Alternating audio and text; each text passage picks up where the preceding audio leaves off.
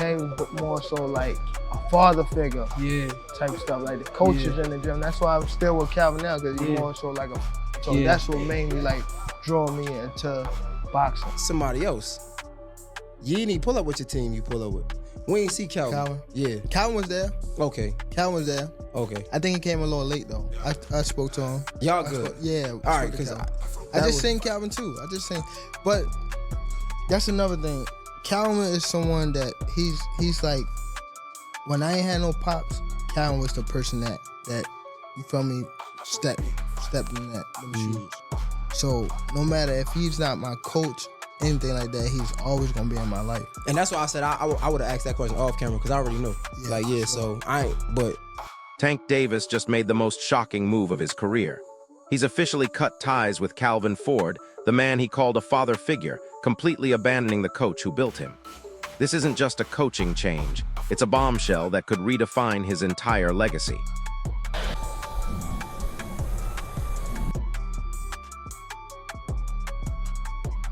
I don't really let like a lot of stuff bother me. I know that I can adapt to my situation, the situation I'm in. I done overcame like a lot of stuff. The boxing world is reeling. Sean Zittle can't wrap his head around it. Ford wasn't just a coach, he was the constant, the quiet voice who navigated every high and low without drama. That bond felt unbreakable. Yeah. Jose and Tank. It's their business, but I don't add up the beef with him and Calvin Ford, really. I guess Calvin may have done an interview or two that Gervonta didn't like, but it's like, that made no sense, man. Look, I remember when I saw Truck Simpson, I don't know what the big beef is. Why Calvin built you from scratch. He has always went to bat for you, even when you make it very hard for someone to go to bat for you with all the, you put you yourself and your fan base through and the boxing world through, and Calvin's always tried to say the right things to not But maybe it's not about technique. Sean Porter believes this is a trust adjustment. Sometimes, a fighter just needs to feel completely comfortable in their corner. That connection can reignite confidence and unlock a whole new level of performance. That's the rumor. How y'all feel about that? How does that work? I'm not sure if that's a great matchup. I feel like there's some comfort there. Is that what it is? I feel like that's what it is. I feel like there's some. They both killers. He's down in Florida, if I'm not mistaken. Yes. Washington. Yeah, he's between Seattle, Washington, Florida, Arizona, Vegas. He be everywhere. Yeah. Which might match the lifestyle of Gervonta Davis, you know. Yeah. Surprising to see it. I think. But I feel like he's comfortable with Jose, and just telling y'all what I know, sometimes that's all it takes. Whatever's gonna get this light flip up, turned on, and keep it on, sometimes it's comfort. I just need somebody that I feel comfortable with, that I can be myself with, and that, you know, when I'm ready to move, they move it. When they ready to move, I'm moving. And I feel like he thinks he has that with. Zab Judah sees a fresh start for Tank, a chance to restore focus. A new environment can do that. But here's the kicker. His old team knew Tank inside and out, spotting issues a new camp might completely overlook. That institutional knowledge is priceless. 7 and in, he got a new trainer. He with a new team, so it's a new confidence. He got new confidence, new training. You know what I'm saying? I'm not gonna say it's the best or the greatest thing for him, but sometimes a change is good sometimes. You know what I'm saying? It allows you to reset and get a refocus. You know what I'm saying? Which I always thought the team that he had was great, because these are the guys that raised him from you know what I'm saying, from the ground up. So they know him inside and outside, and they're able to, you know, fix and tweak things that they see go wrong easier than somebody else new coming in, because they might not identify those mistakes as mistakes. Timothy Bradley is looking for renewed hunger. He believes Jose Benavidez SR can refocus Tank, because a fully committed Tank Davis is a monster. But has the chaos outside the ring finally shifted his priorities away from the sport? That's the real question. I'll say this. I hope that Benavidez Sr. can bring back some desire. I hope he can bring back a jar of desire and instill it in Tank. That's what I hope. Because And all the way focused Tank, and y'all heard this on this channel. He's a nightmare for anybody. But there's a lot of outside things that's pulling him in different directions. And I think boxing is the last thing on his mind. So what can Benavidez SR bring? Judah highlights his aggressive, high-output system. Imagine Tank's natural power combined with a higher work rate, a consistent jab, and Benavidez's discipline. This isn't just an upgrade, it's a complete evolution for a far more dangerous fighter. Benavidez Sr. is a great trainer. We can see that from his son. He's a volume puncher. He's a very ferocious, tenacity, go forward, hard fighter. Something that Tank Davis already does. If he can pick up that punch count that you know what I'm saying, in Gervonta Davis, and you know, pick up some good jabs and things like that, I mean, Tank can be a force to be reckoned with. You know, picture Gervonta Davis with the Benavidez skills and styles. Oh my God, he's gonna be a monster.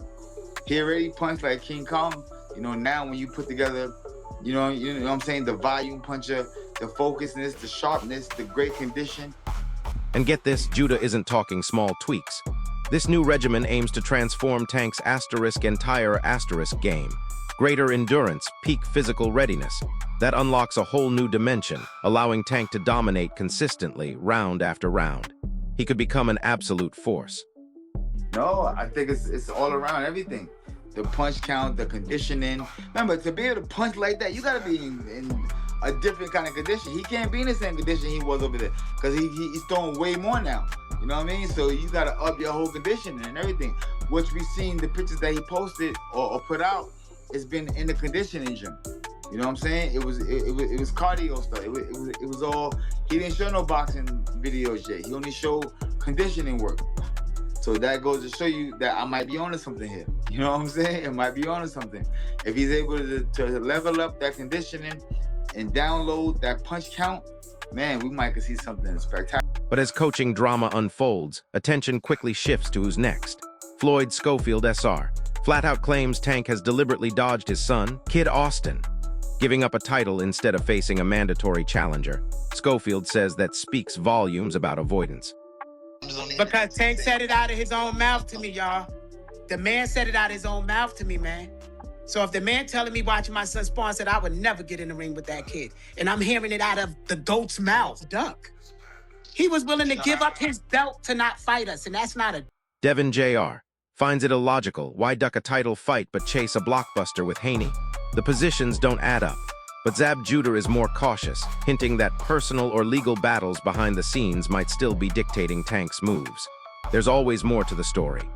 I can't speak on it because I don't know the particulars. You're a fighter, brother. Would you give up your belt and not fight mandatory? I mean, no, never. I've never given up for anybody. You know what I'm saying? But then again, you know, you never know what's going on. We from Brooklyn. We seen him in legal. We seen him in legal problems. We seen him. You know what I'm saying? We see him going through what he's been going through. So maybe. But he's challenging Devin.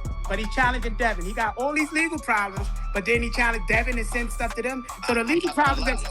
Let me tell you, that's bullshit. That's a big fight. That's a big money fight. But listen to this. It ain't about being money. We from. No disrespect to the kid, but that's a bigger fight than Gervonta Davis and the kid, and then Gervonta Davis and... The real prize, the fight that could define the division, is with Devin Haney. Roy Jones Jr. says Haney's growing list of challengers isn't vulnerability, it means he's at the top. When everyone wants to fight you, it means you've become the biggest target. That's power. What about now Tank is starting to make some waves? I know we talked about him months ago, but him and Devin going back and forth, that's a potential fight. Well, the bad part about it is, man,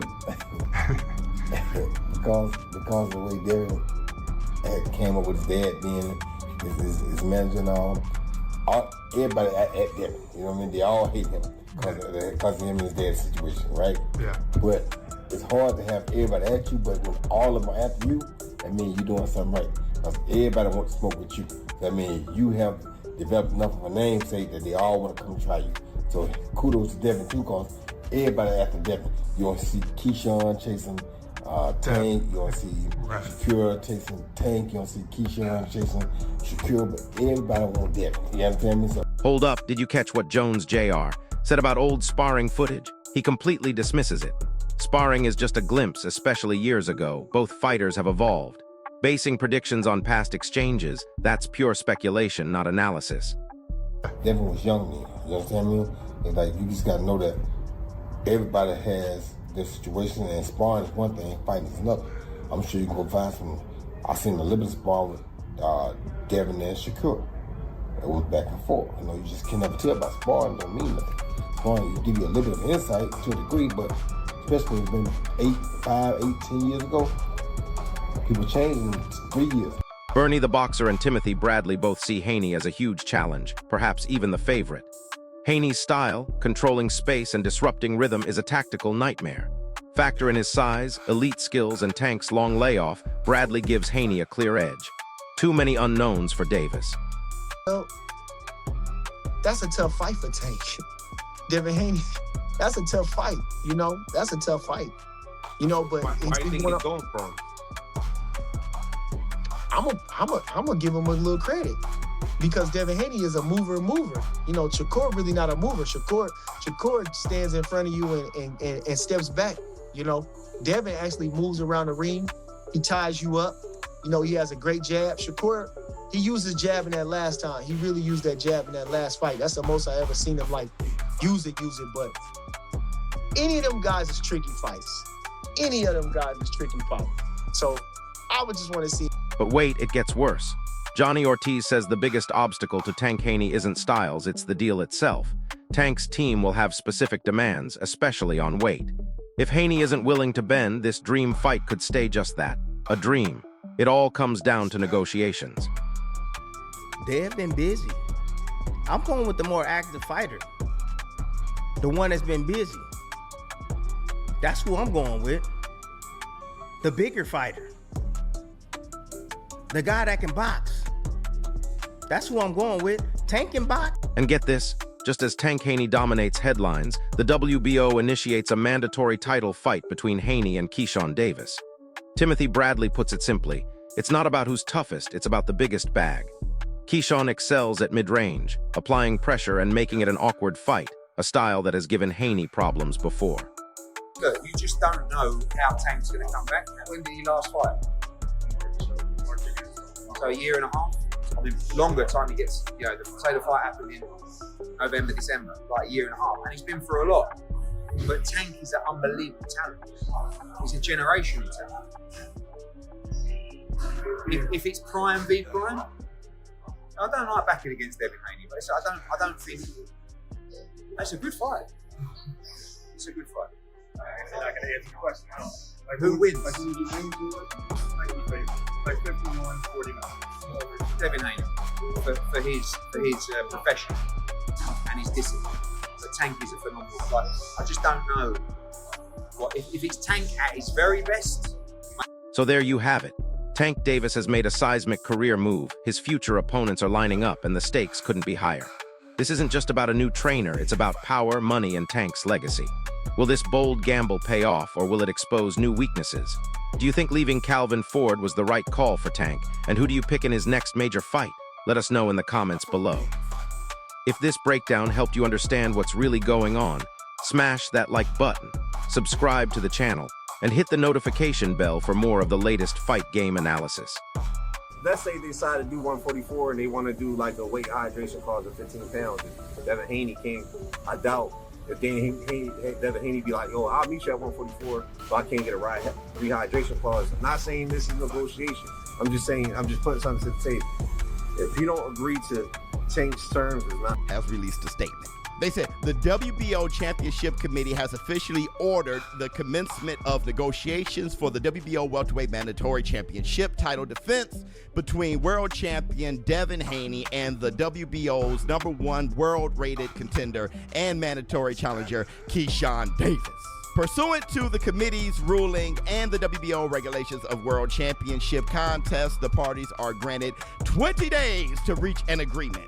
Failing such agreement, purse bid proceedings may be requested with the purse split to be distributed 75% to the champion and 25% to the challenger in accordance with the WBO rules. So after the WBO ordered this, I'm thinking the circle jerk is over. And I know Debo is looking at Bolo, who is Keyshawn Davis. Yeah, Bo. Work out the contracts. I'm not sure who. I think Top Rank might have to put this up because who is Devin working with right now? I mean, got Haney Promotions, but who's gonna be putting up the money? I don't know. Probably more than less Top Rank if this fight's gonna happen, or we've been talking about Zuffa Boxing. If Devin Haney signs with Zuffa, then you can forget about that WBO title because I don't think the WBO is standing by that. Anybody with Zuffa. So I don't know. I think that Haney is in a predicament, to be honest with you. And I understand that we had a conversation inside the ring with Bill.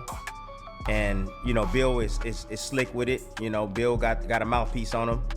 And you know, I like to read between the lines.